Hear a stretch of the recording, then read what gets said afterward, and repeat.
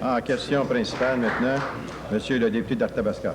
Oui, la Commission de protection du territoire agricole a pris une curieuse initiative en proposant l'exclusion de 183 hectares de la zone agricole de la municipalité de Carnier afin de permettre aux compagnies Desourdi Pedrogest d'établir un large périmètre dézoné autour d'une carrière que Desourdi possède dans cette municipalité et qu'elle veut transformer en site d'enfouissement sanitaire. Nous nous questionnons à l'effet que la proposition de la Commission en date du 20 mars 90 correspond exactement à la demande touchant les terrains des compagnies Desourdi et Pedrogest déposée à la municipalité de Carnier le 24 avril suivant, comme le démontrent les documents que j'aimerais déposer, M. le Président. Documents? Oui, oui. Il y a consentement. Alors, vos documents sont donc déposés.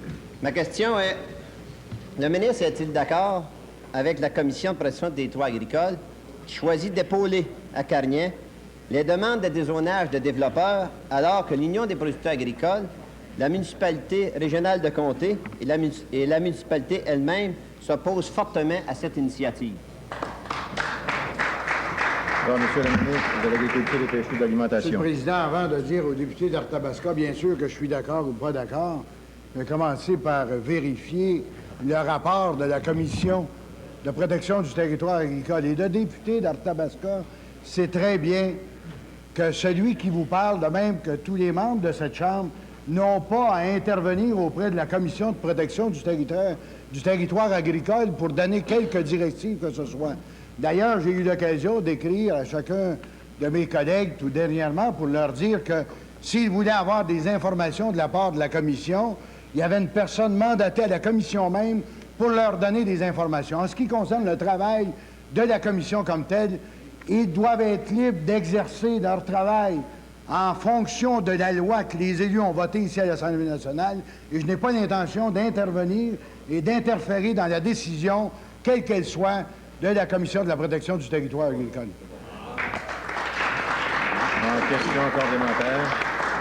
En même temps que le ministre va s'informer du dossier, est-ce que le ministre peut également se mettre au courant que la société immobilière Pedrogest a été créée en novembre 87 par le groupe Desourdi?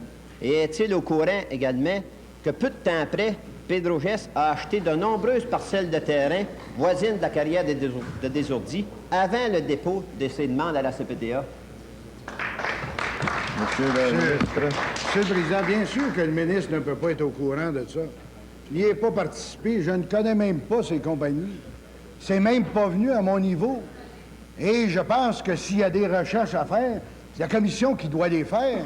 Et vous ne m'impressionnez pas quand vous me dites que les producteurs agricoles veulent avoir quelque chose, puis la compagnie veut avoir d'autres choses, puis la MRC demande autre chose, la Ville n'est pas d'accord avec telle chose.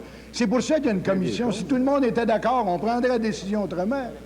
Mais c'est parce que les gens ne sont pas d'accord, et comme ils doivent s'adresser à cette commission-là, qui, elle, doit juger en fonction des lois établies, bien, ils le font en toute liberté. Et si, après qu'un jugement est rendu, vous êtes capable de me démontrer que la commission ne s'est pas comportée selon la loi existante, qu'il y a eu des influences indues, je ferai ma job de ministre de l'Agriculture, Pêcherie et d'Alimentation, mais avant ça, je n'ai pas à intervenir, et ce ne sont pas vos invitations ou les invitations de qui que ce soit à intervenir auprès du président qui vont changer mon idée là-dessus. Oui.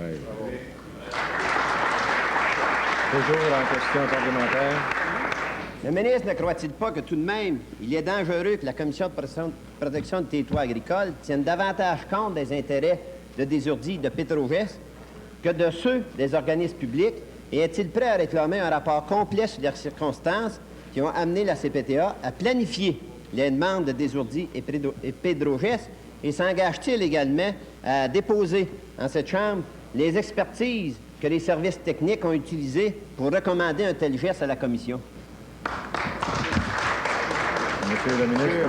Monsieur le Président, en ce qui me concerne, je pense que le député ne devrait pas, si rapidement que ça, nous dire que la Commission tient davantage compte des gens qui font de la spéculation que des gens qui font de l'agriculture ou des gens qui sont à l'intérieur des municipalités et qui demandent des choses. On ne devrait pas faire ça.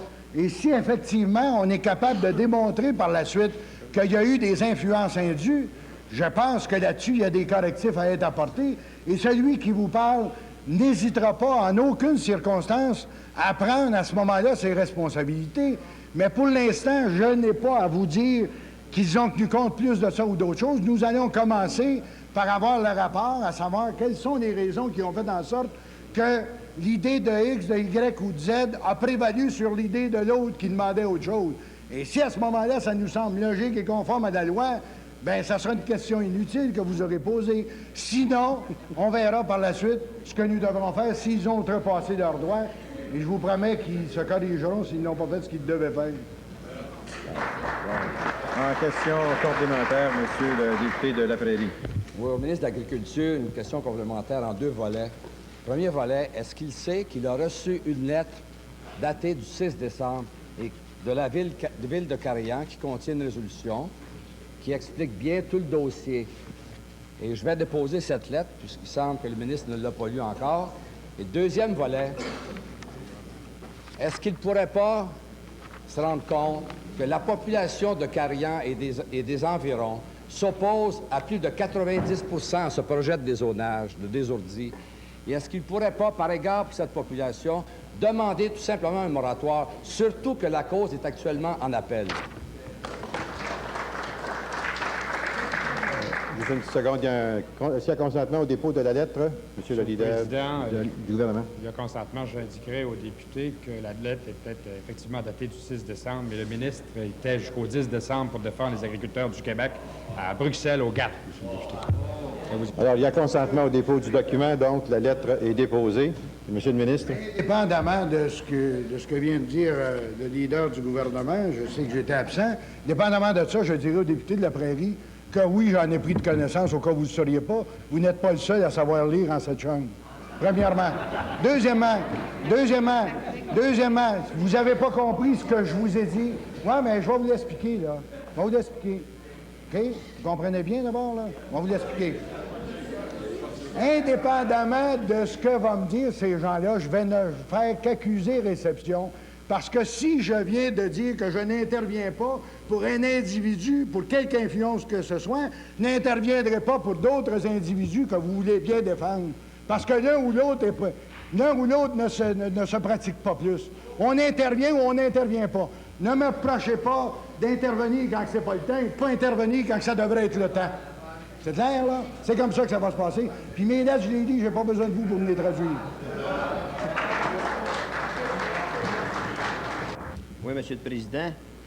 Depuis quelques années, le groupe des Ourdis s'est porté acquéreur de vastes territoires en Estrie, dont 600 hectares sur et autour du Mont Pinacle, situé dans la municipalité de Fredericksburg, en Estrie. Ces terres font partie de la zone agricole décrétée en 1980. Dans le cadre de la révision de la zone agricole, la Commission de protection du territoire agricole a lamentablement failli à la tâche, repoussant les positions défendues par l'Union des producteurs agricoles, des citoyens de Fredericksburg, de la municipalité voisine d'Abbotcombe. La Commission a préféré se ranger, encore une fois, du côté des développeurs du groupe des Ourdis, les mêmes que dans le dossier de la municipalité de Carignan hier, et la Commission se range aussi derrière le conseil municipal, le nouveau conseil municipal de Fredericksburg, dont au moins un conseiller est en flagrant conflit d'intérêts. Une résolution du conseil municipal de Fredericksburg, de même que la prise de position de l'Union des producteurs agricoles, confirme ces avancées et je veux, Monsieur le Président, déposer ces 2 documents pour confirmer mes dires. Alors, j'ai une demande de dépôt de documents. Est-ce qu'il y a consentement au dépôt des documents? Il y a consentement. Donc, les documents sont déposés. Je vous invite à poser votre question. Monsieur le Président, j'y arrive. Le ministre de l'Agriculture, des Pêcheries et de l'Alimentation, responsable de l'application de la loi de protection du territoire agricole, peut-il prendre l'engagement en cette Chambre qu'il défendra avec vigueur ce dossier afin que le Conseil des ministres n'endosse pas la recommandation de la Commission de protection du territoire agricole qui favorise les spéculateurs au détriment de la population locale et des producteurs agricoles du secteur? Monsieur le ministre de l'Agriculture et de l'Alimentation. Le seul engagement que le ministre de l'Agriculture, Pêcherie et l'Alimentation entend prendre, c'est celui de vérifier si la Commission de protection du territoire agricole, dans le cas qui nous préoccupe présentement, a bel et bien agi selon les règles et coutumes, les lois établies, les règlements que nous connaissons. Et si effectivement tout s'est passé comme ça a dû se passer, je prends l'engagement de faire valider ce que nous proposent les gens de la Commission. Si effectivement on est capable de me démontrer qu'il y a eu, tel que le mentionne le député, soit des conflits d'intérêts, soit des influences indues, qu'on me fasse la démonstration. Et je prends l'engagement, M. le Président, de faire corriger cette situation-là à la seule, évidemment, condition qu'on me démontre qu'il y a eu, évidemment, abus dans le système. Tant qu'on ne l'a pas fait et qu'on dépose les documents ici à l'Assemblée nationale, j'en prendrai connaissance, bien sûr, mais je pense que des gens qui, soi-disant, informent le député, ce que je ne doute pas, auraient comme première priorité, si leur dossier est sérieux, d'informer le ministre s'il y a des abus.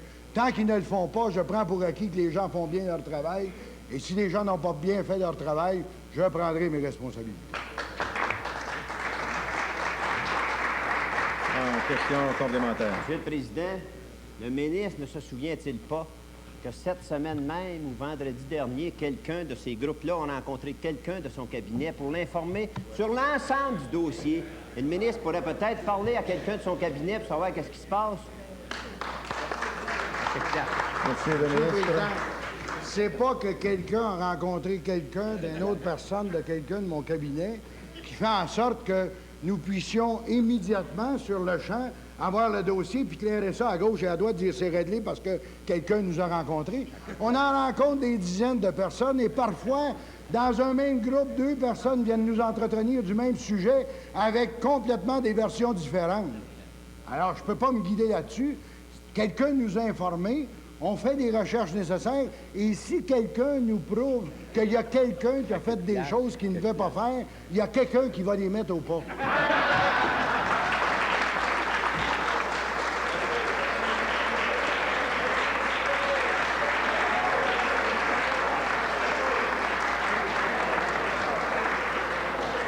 Laurent, question complémentaire.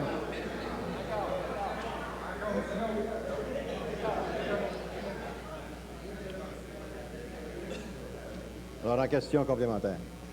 Monsieur le Président, le ministre pourrait-il avoir un peu de sérieux au moins, puisque, je le répète, il vérifiera les documents. Le ministre peut-il s'engager à vérifier les documents? Il y a conflit d'intérêts. Tout le monde en avant de nous autres, il rit. Il trouve ça drôle. Le ministre peut-il prendre la situation? Alors, votre question immédiatement, monsieur le député. OK.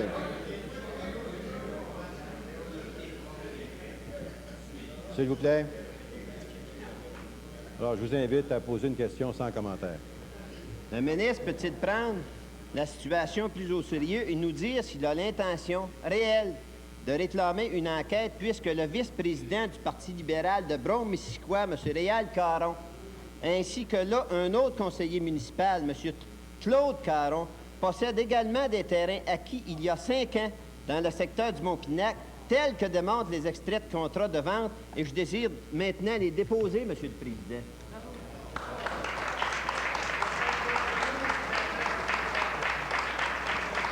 Alors, est-ce qu'il y a...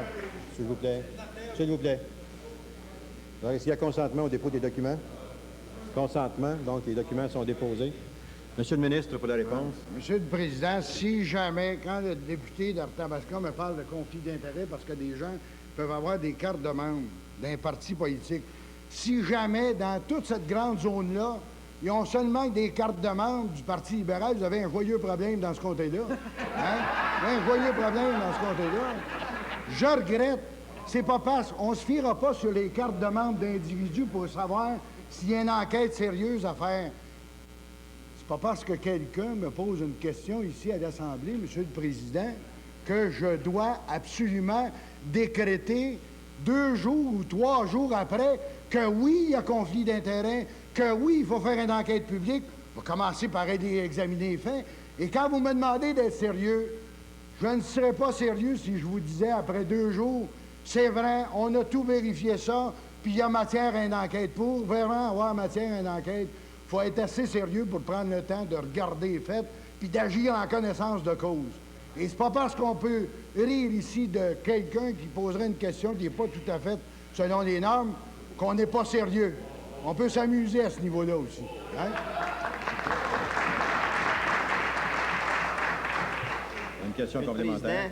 Président, est-ce que le ministre de l'Agriculture, au moins, veut se donner la peine, ou va se donner la peine d'entendre son attaché politique, c'est quand même proche quelqu'un de lui, qui a rencontré les principaux intimés, les principaux impliqués cette semaine? Est-ce que le ministre est capable de faire la différence entre quelqu'un qui détient une carte de membre d'un parti politique et quelqu'un qui détient un lot, une propriété dans tout le territoire concerné?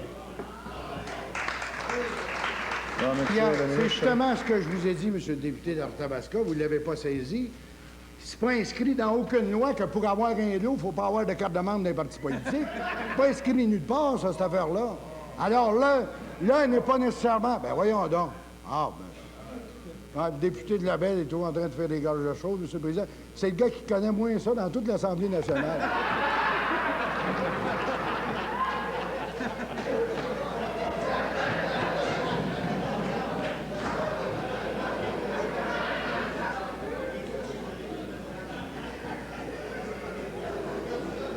Alors, s'il vous plaît.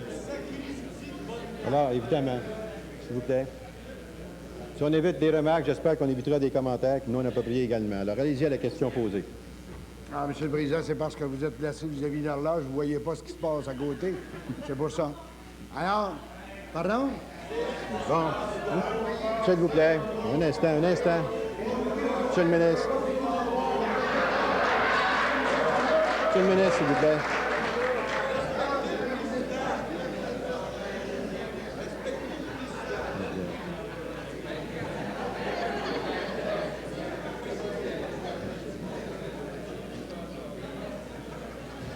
Alors, tout simplement, je souhaite la collaboration de tous les députés, s'il vous plaît. Je vous invite, monsieur le ministre, à la question. Oui, monsieur le Président, je tiens à vous mentionner que tous les renseignements qui nous sont acheminés, que ce soit par un individu d'un comté quelconque, que ce soit par des membres de la Commission, des membres de la MRC, des gens de l'UPA, de députés d'Arthabasca, peu importe qui, tous ces remarques-là qui nous sont acheminés font l'objet d'une étude. Et si, effectivement, il y a des choses qui nous laissent soupçonner qu'il s'est passé à l'intérieur du dossier des éléments qui sont incorrects, on va intervenir. On va intervenir.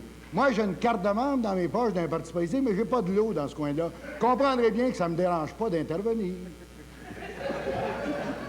Alors, la question principale, là. Montpinac devait être affecté la conservation.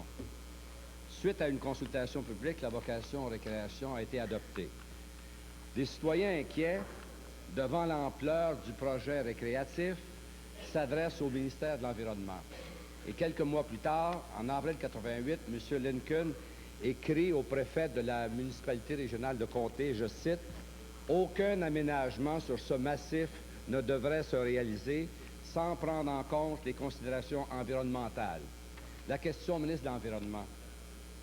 Est-ce qu'il croit toujours, comme il le disait l'autre soir à Radio-Canada, que la seule façon de protéger le Mont-Pinac, c'est son achat par une fondation? Et est-ce qu'il ne croit pas que le dézonage agricole de ce site, avec lequel il s'est dit publiquement d'accord, va entraîner une spéculation qui rendra le coût de ce terrain tout à fait prohibitif pour une fondation? Monsieur le ministre de l'Environnement. Monsieur le Président, le député de la Prairie a raison de souligner que depuis la mise en vigueur de la loi sur l'aménagement et l'urbanisme, c'est le monde municipal, plus directement les municipalités régionales de comté qui ont la première responsabilité en matière d'aménagement du territoire. Il a également raison de souligner que dans le cas de la MRC Brome-Missisquoi, des audiences publiques ont été tenues, la population s'est fait entendre. Maintenant, ce débat fait l'objet d'un litige devant les tribunaux de droit commun et je n'ai pas l'intention d'émettre de commentaires additionnels. En ce qui concerne le ministère de l'Environnement du Québec, c'est effectivement en 1987 que le ministère fut saisi du dossier du Mont Pinacle. Le ministère a immédiatement indiqué à tous les intervenants au dossier, autant l'association de conservation, les représentants municipaux de la ville, du village de Frelichburg, ainsi que de la MRC, que son rôle était limité par le libellé et l'esprit de la législation en matière environnementale. Et sur ce, M. le Président, vous me permettrez de référer le député de La Prairie au règlement relatif à l'administration de la loi sur la qualité de l'environnement, qui, comme il le sait, parce que ce règlement ne date pas d'hier, exclut de l'obtention de certificats d'autorisation les projets qui prévoient des constructions destinées à l'habitation ou aux équipements récréatifs. Le ministère de l'Environnement s'est quand même impliqué dans le dossier, M. le Président, a quand même commandé un rapport. Ce rapport, sous mon prédécesseur, M. Lincoln, a été obtenu en 1988 et ce rapport indique très sommairement, M. le Président, que tout aménagement lourd impliquant un déboisement et l'implantation d'infrastructures devrait être exclu des hauts versants et du sommet du Mont Pinacle, qu'aucun obstacle ne vienne perturber le point de vue visuel exceptionnel du sommet du Mont Pinacle, que les aménagements puissent éviter les zones de pente forte, que les érablières de qualité sur les moyens et les bas versants soient bien localisés et suffisamment préservés. Monsieur le Président, si la préservation... Un instant. Alors, j'ai demandé au ministre de conclure rapidement, là. Alors, très bien. Vous avez une question complémentaire? Allez-y. Oui, M. le Président, puisque ce projet déchire la population depuis 4 ans, puisque les avis du Conseil consultatif sur l'environnement sont très clairs, puisque l'avis de son prédécesseur était de conserver ce mont, pourquoi est-ce que le ministre n'a pas recours à l'article 6.3 de la loi sur la qualité de l'environnement qui lui permet de commander au bureau d'audience publique des audiences publiques? Pourquoi est-ce qu'il ne le fait pas? Pourquoi est-ce qu'il ne prend pas ses responsabilités pour protéger un des plus beaux sites des cantons de l'Est et un site qui est dans son comté à part de ça?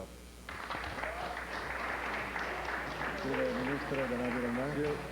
Monsieur le Président, je remercie le député de La Prairie de souligner le caractère magnifique et du site et du comté que j'ai l'honneur de représenter à l'Assemblée nationale du Québec.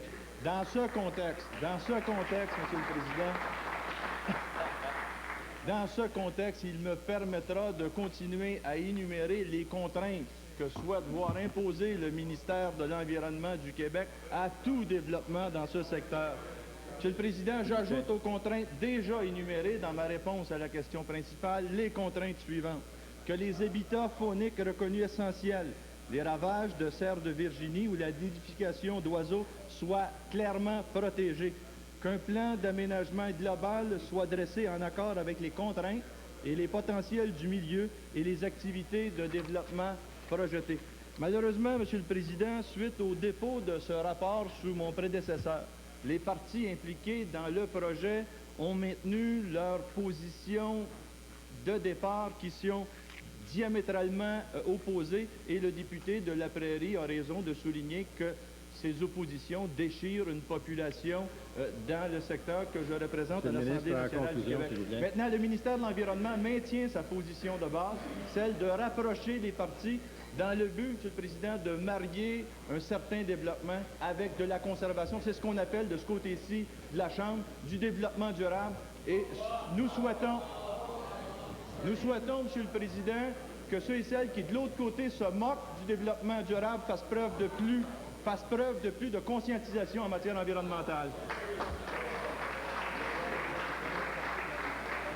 Question complémentaire. Mais est-ce que le ministre, au lieu d'essayer de rapprocher les partis, ne pourrait pas se rapprocher de son texte de loi 6.3 qui lui permet d'intervenir,